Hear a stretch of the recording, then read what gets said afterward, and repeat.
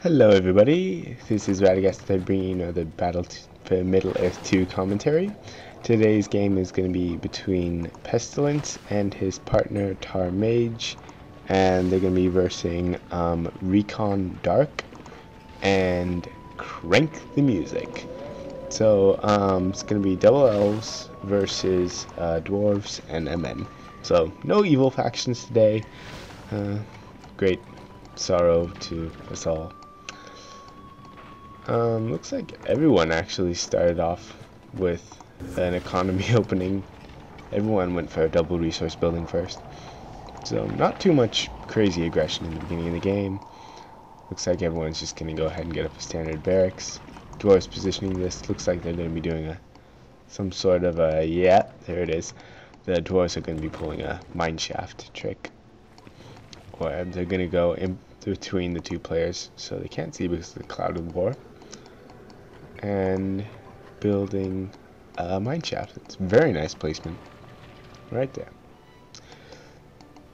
And so yeah, double elves. It'd be interesting to see if they go for similar strategies. Because of this forward mineshaft, they're both gonna probably play a little defensive at the beginning of the game.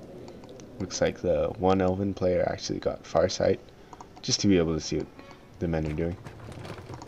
And he sees he's going just pretty standard. So getting out, luring archers over here. This replay was sent to me at my Yahoo email address. So this is the first non-auto replay that was sent there. So thank you for sending me that.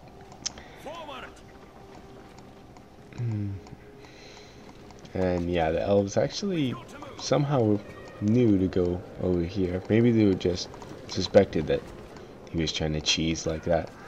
So yeah, maybe he's just got crazy good gamer sense. So he went over there to kill that off. Very good micro there. Pulling back just in time. And looks like he's going to lose one person from the horde, but not that much. Not a bad loss there. Gotta be careful about dwarves.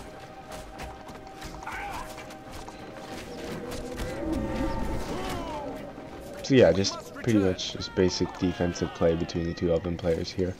The men continuing to spam, and there's a stable, so it's a very good idea. Especially when you see double elves, because you know that elves love to get their archers. And so what better way to counter archers than to go for cavalry. Pretty bad micro by the dwarves there. Should be hunting for resource buildings right now. Like this one in the back, it'd be good if you found that one. Not going anywhere near the fort. Pretty much for the first 5 minutes of the game, at least, probably more like 10 or more, you don't even go close to the other person's fort. And now the dwarves have, when you throw away one unit that early, it just gives your opponents an excuse to get a really big army. So this is what's happening. The elves are just building up their armies, and looks like they're setting a beacon.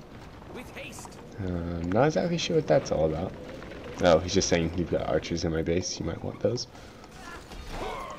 And so yeah, both elven players doing really well in their army count.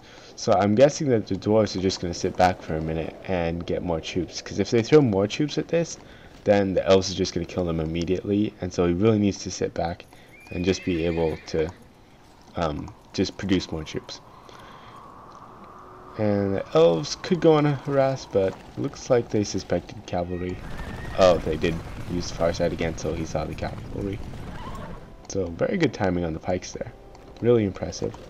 Which again, if you suspect your opponent's not producing as many units as he should be with his economy, either he's saving up for a hero or he's going probably for cavalry because he's men. Unless he was going for like a level 2 archery range. That'd be interesting. Beacon over here saying, oh, okay, cavalry. And that's probably the men that casted that. And elves trying to micro around their archers there. I might even save that one. That'd be cool. Should pull them over by the pegs. If you're trying to say, oh no, get out of there. Yeah, one of the ways that I kind of check on all my units to see like which ones are low on health and need to be microed back is if you hit Q that selects all your units, and then you can just kind of see all of them at the same time. You'll see that like there's one clump of units over there that represents a horde, this clump over here that represents a horde, and things like that. So then it's easier to see like that as opposed to just looking down on it like this, where you can't really tell anything. Well, if you've got them all selected, then you can see which clump belongs with what. Anyways, so when you do that, then you can see which ones can be pulled back, and so that's generally my way of doing that. In the meantime, there was a lot of random pressure going around by the blue player. So, very good job of that. And the dwarves doing a lot of work trying to fool around with tunnels.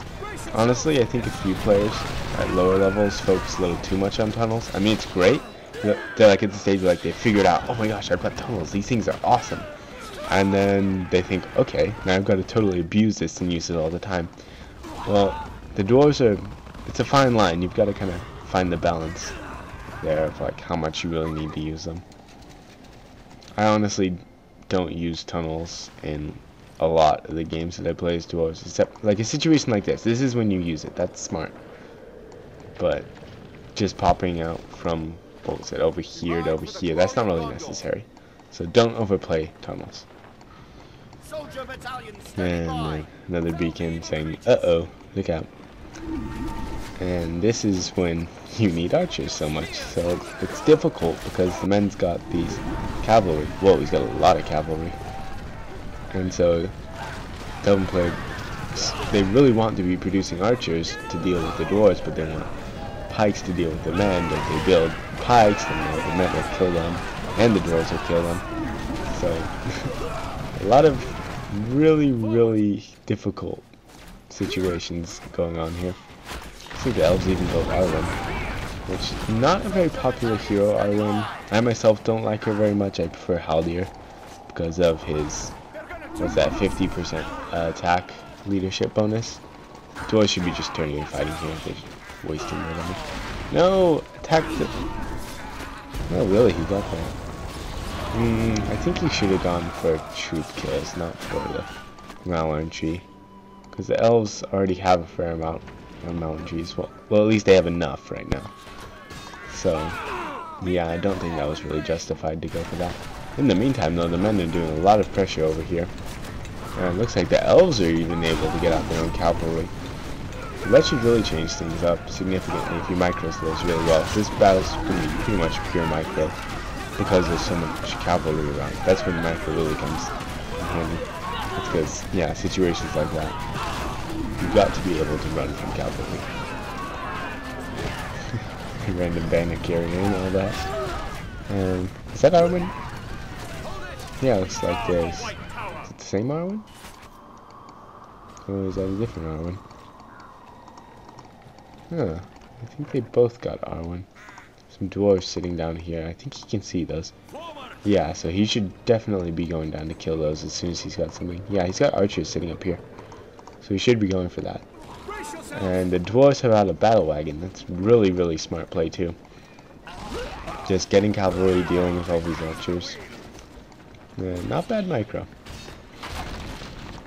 And the elves pressuring with their cavalry over here and over here.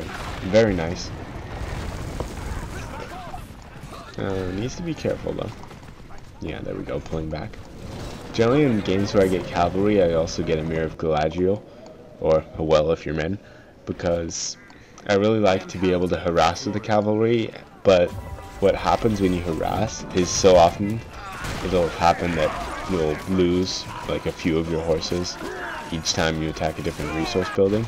So then it gets weaker and weaker, and before you can get the banner carrier for level 2, your horde of cavalry is dead already. And so I like to go out, kill a farm, and then go back home and heal it, and then go out and kill another farm and come back, and then get it up to level 2, and then I'll be okay. But that's kind of my way that I like to harass with cavalry.